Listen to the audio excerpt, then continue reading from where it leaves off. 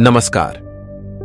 मैं fire crime story में स्वागत करता हूं। कुछ प्रकरण ऐसे होते हैं जिनमें पहली नजर में हमें किलर दिख जाता है, लेकिन काफी देर तक हम असलियत से अनजान रहते हैं। यह केस ऐसे दो विक्टिम का है जिनकी उम्र में लगभग 40 साल का अंतर था।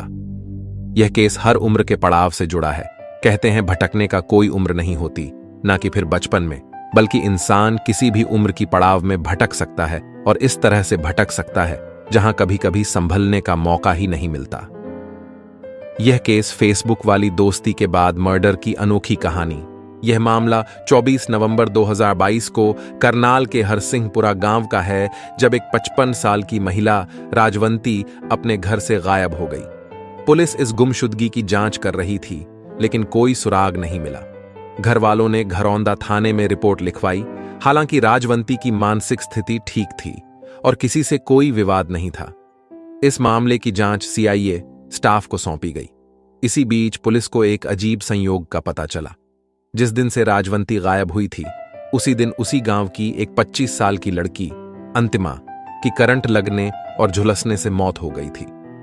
अंतिमा के घर वाले जब लौटे तो उसकी जली हुई लाश देखकर पहचानना मुश्किल हो रहा था, लेकिन कपड़े और ज्वेलरी से उसकी पहचान हुई। घर वालों ने अंतिमा की लाश का अंतिम संस्कार कर दिया। पुलिस ने दोनों मामलों की जांच एक साथ करने का निर्णय लिया। अंतिमा की मौत की कोई जांच नहीं हुई थी। सीआईए स्टाफ ने अंतिमा के सोशल मीडिया अकाउंट्स की पड़ताल की तो चौंका दिया और पाया कि उसका अकाउंट एक्टिव था और लोकेशन उत्तर प्रदेश के शामली में दिख रही थी। सीआईए स्टाफ की टीम ने उस लोकेशन पर दबिश दी और अंतिमा को जीवित पाया। तब पता चला कि मरी हुई महिला वास्तव में राजवंती थी। अंतिमा ने बताया कि उसका फेसबुक पर शामली के एक लड़के से अफेयर था और घर वाले इस रिश्ते के खिलाफ थे। इसलिए उसने अपनी मौत का नाटक रचकर अपने प्रेमी के साथ रहने का निर्णय लिया। 24 नवंबर को जब उसके घर वाले बाहर थे, उसने राजवंती को बुलाकर पानी में नींद की गोली दे दी। बेहोश होने पर राजवंती का गला घोंटकर, करंट लगाकर और फिर अपने कपड़े पहनाकर उसकी लाश को जला दिया। अंतिमा अपने प्रेमी के साथ भाग गई और शामली में शादी कर ली। अब पुलिस ने अंतिमा को गिरफ्तार कर लिया और राजवंती की मौत का रहस्य सुलझा लिया। यह मामला 28 जनवरी नीमड़ी गांव स्थित उत्तरी दिल्ली के थाना सराय रोहिल्ला के अंतर्गत आता था। कहते हैं भटकने का कोई उम्र नहीं होती, ना कि फिर बचपन में, बल्कि इंसान किसी भी उम्र की पड़ाव में भटक सकता है और इस तरह से भटक सकता है जहां कभी कभी संभलने का मौका ही नहीं मिलता। यह केस 48 साल के हो चुके हरिकिशन वर्मा के साथ भी कुछ ऐसा ही था। हालांकि देखने में वह ठीक ठाक लगते थे, लेकिन अंदर से वह कई तरह की बीमारियों से घिरे थे। वह शास्त्री नगर के नीमड़ी गांव स्थित अपने घर में अपनी 50 साल की बेटी राजबाला के साथ रहते थे। उसी मकान में उनके बेटे अजीत और विजय अपनी ज्वेलरी शॉप चलाते थे, लेकिन इन दोनों बेटों से उनका कुछ लेना देना नहीं था। इसकी वजह यह थी कि उनका उनसे संपत्ति को लेकर विवाद चल रहा था। उनका छोटा बेटा अरविंद, जो उत्तरी पश्चिमी दिल्ली के सरस्वती विहार में रहता था, वहीं उनकी देखभाल के लिए रोज आता था। अरविंद सुबह ही पिता के पास पहुंच जाता और दिन भर उनकी देखभाल करता था। शाम 6-7 बजे वह घर लौट जाता था। कई सालों से उसका यही नियम बना हुआ था। एक दिन अरविंद सुबह करीब 9:30 बजे नीमड़ी गांव स्थित पिता के घर पहुंचा। वह जब भी आता था, घर का मुख्य दरवाजा अंदर से बंद मिलता था। दरवाजा खटखटाने के बाद बहन राजबाला कुंडी खोलती थी। 28 जनवरी को भी उसने दरवाजा खटखटाया। 5 मिनट तक कुंडी नहीं खुली तो उसने दोबारा दरवाजा खटखटाया। दोबारा भी कुंडी नहीं खुली और न ही अंदर से कोई आवाज आई, तो वह सोचने लगा कि पता नहीं क्या बात है जो अभी तक दरवाजा नहीं खुला। उसने आवाज देते हुए दरवाजे को धक्का दिया तो वह खुल गया। वह जैसे ही गैलरी में पहुंचा, उसे किचन के सामने राजबाला औंधे मुंह पड़ी दिखाई दी। बहन को उस हालत में देखकर वह घबरा गया। दौड़कर उसने बहन को सीधा किया तो शरीर अकड़ा एवं ठंडा था। नाक और मुंह से थोड़ा खून भी निकला हुआ था जो सूख चुका था। बहन की हालत देखकर वह सहम उठा। उसे पिता की चिंता हुई तो आवाज देते हुए वह सामने वाले कमरे में गया। वहां टीवी चल रहा था और उसके पिता जो लुंगी बांधे रहते थे, वह बेड पर पड़ी थी। इसके बाद वह सामने वाले कमरे में गया तो वहां पिता रजाई में लिपटे हुए मिले। रजाई हटाई तो उनका शरीर भी ठंडा और अकड़ा हुआ था। उन्हें पेशाब की जो नली लगी हुई थी वह जस की तस लगी थी। बहन और पिता की हालत देखकर अरविंद चीखता हुआ बाहर आया और सभी को यह बात बताई। इसके बाद उसने यह सूचना दिल्ली पुलिस के कंट्रोल रूम को दे दी। नीमड़ी गांव के नजदीक मुख्य रोड पर स्थित पेट्रोल पंप के पास अक्सर पुलिस कंट्रोल रूम की वैन खड़ी रहती है। 100 नंबर पर कॉल होते ही वैन नीमड़ी गांव पहुंच गई और हरिकिशन तथा उनकी बेटी राजबाला को बाड़ा हिंदूराव अस्पताल ले गई, जहां डॉक्टरों ने दोनों को मृत घोषित कर दिया। चूंकि यह क्षेत्र उत्तरी दिल्ली के थाना सराय रोहिल्ला के अंतर्गत आता था, इसलिए पुलिस कंट्रोल रूम से यह सूचना थाना सराय रोहिल्ला को दे दी गई। हरिकिशन और उनके बेटों को थाना सराय रोहिल्ला के ज्यादातर पुलिसकर्मी जानते थे। इसकी वजह यह थी कि हरिकिशन और उनके बेटे आए दिन झगड़े की शिकायतें लेकर वहां आते रहते थे। उनके बीच प्रॉपर्टी को लेकर काफी समय से झगड़ा चल रहा था। इसीलिए सूचना पाकर कार्यवाहक थाना प्रभारी साहिब सिंह, लाखड़ा एसआई आलोक कुमार राजन, कांस्टेबल यशपाल को लेकर नीमड़ी गांव पहुंच गए। वहां से पता चला कि पुलिस कंट्रोल रूम की वैन हरिकिशन और राजबाला को हिंदूराव अस्पताल ले गई है, तो कांस्टेबल यशपाल को घटनास्थल पर छोड़कर साहिब सिंह लाखड़ा और एसआई आलोक कुमार हिंदूराव अस्पताल जा पहुंचे। साहिब सिंह ने वहां मौजूद मृतक हरिकिशन के बेटे अरविंद से बात करने के बाद इस घटना की जानकारी एसीपी मनोज कुमार मीणा और डीसीपी मधुर वर्मा को दे दी। दो हत्याओं की बात थी, इसलिए डीसीपी मधुर वर्मा, डीसीपी द्वितीय असलम खां, एसीपी मनोज कुमार मीणा भी घटनास्थल का दौरा करने के बाद बाड़ा हिंदूराव अस्पताल पहुंच गए। सूचना पाकर हरिकिशन के अन्य दोनों बेटे विजय वर्मा और अजीत वर्मा, जिनसे उनका झगड़ा चल रहा था, वे भी अस्पताल पहुंच गए थे। उन्होंने भी अपने पिता और बहन की हत्या पर दुख जताया। पिता और बहन की हत्या हुई थी, इसलिए दुख होना स्वाभाविक था। पुलिस ने इन दोनों भाइयों से भी बात की। उन्होंने बताया कि जिस मकान में पिता और बहन की हत्या हुई है, उनका वह मकान मेन बाजार में है। उसी मकान में 2 दुकानें बनी हैं, जिनमें वे महालक्ष्मी ज्वेलर्स के नाम से ज्वेलरी का धंधा करते हैं। वे रोजाना सुबह 10 बजे के करीब अपनी दुकानें खोलते हैं और रात 9 बजे बंद करके सरस्वती विहार स्थित अपने फ्लैटों पर चले जाते थे। आज जब वे अपनी दुकानों पर आए तो उन्हें पिता और बहन की हत्या की खबर मिली। जब उन्हें पता चला कि दोनों को बाड़ा हिंदूराव अस्पताल ले जाया गया है, तो वे वहां आ गए। आप दोनों बता सकते हैं कि इनकी हत्या किसने की होगी? साहिब सिंह ने पूछा। पता नहीं सर, यह किसने किया है। इस बारे में हम किसी का नाम भी तो नहीं ले सकते, लेकिन इतना जरूर बता सकते हैं कि कल रात 9 बजे के करीब जब हम दुकान बंद करके अपने घर के लिए निकले थे, तब दोनों ठीक ठाक थे, अजीत वर्मा ने कहा। अजीत और विजय से बात करने के बाद साहिब सिंह घटनास्थल पर आए।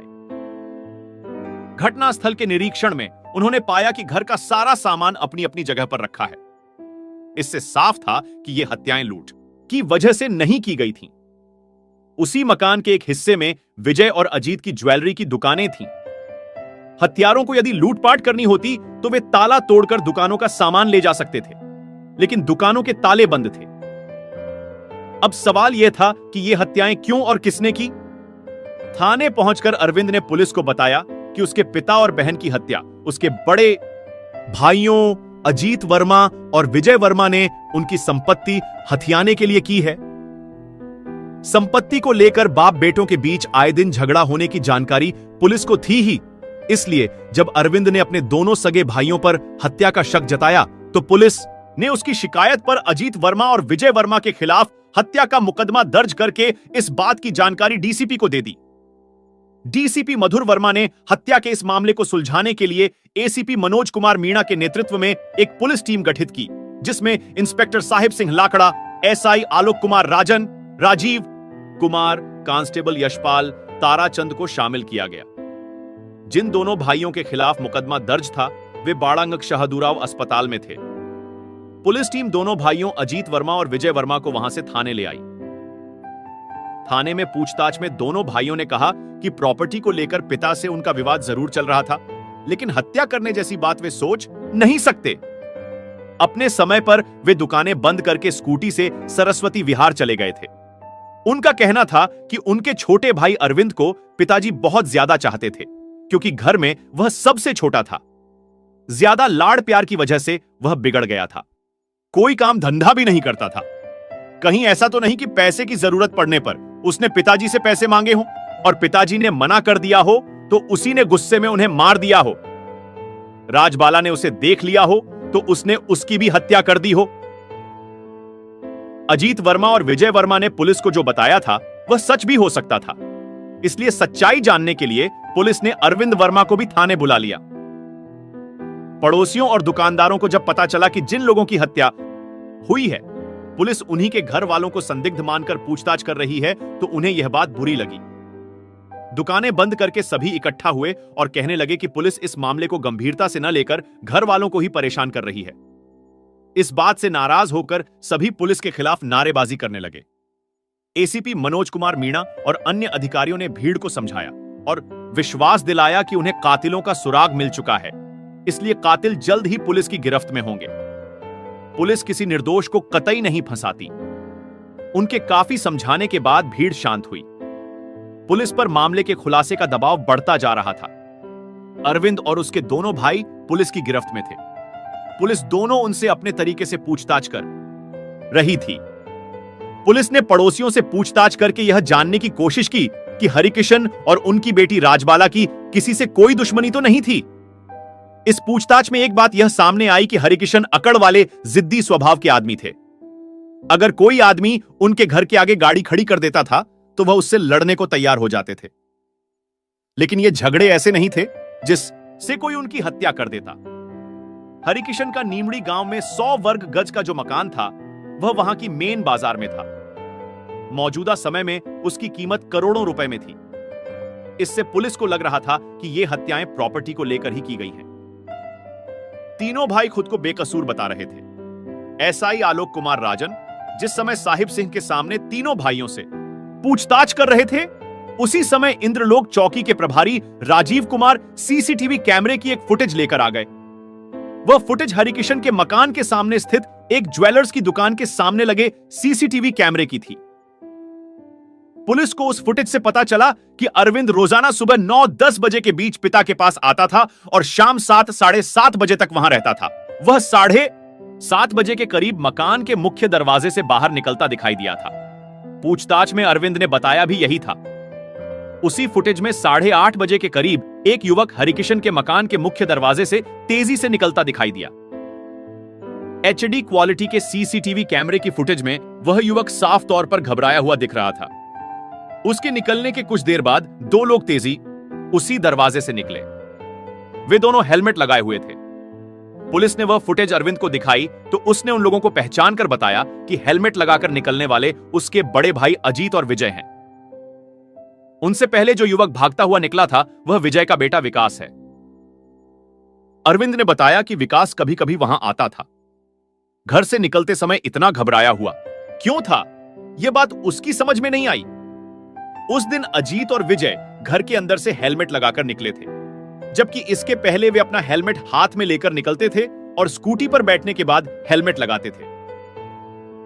पुलिस ने वह फुटेज अजीत और विजय को दिखाई तो उन्होंने यह तो माना कि हेलमेट लगाए हुए वही घर से निकले थे, लेकिन उस दिन वे घर के अंदर से हेलमेट लगाकर क्यों निकले, इस बात का वे कोई उचित जवाब नहीं दे सके। पूछताछ के लिए पुलिस विजय के बेटे विकास को थाने ले आई। विकास को अलग ले जाकर जब उससे इस दोहरे हत्याकांड के बारे में सख्ती से पूछताछ की गई तो उसने सारी सच्चाई पुलिस को बात दी। उसने बताया कि उसी ने अपने पिता और चाचा के साथ मिलकर दादा और बुआ की हत्या की थी।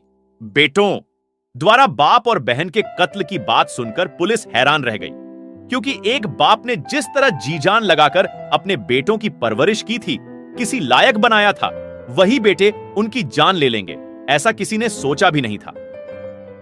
खैर, केस खुल चुका था। अजीत और विजय, जो अब तक पिता और बहन की हत्या पर घड़ियाली आंसू बहा रहे थे और खुद को बेकसूर बता रहे थे, उनकी हकीकत सामने आ चुकी थी। पुलिस ने उन दोनों के सामने विकास से पूछताछ की।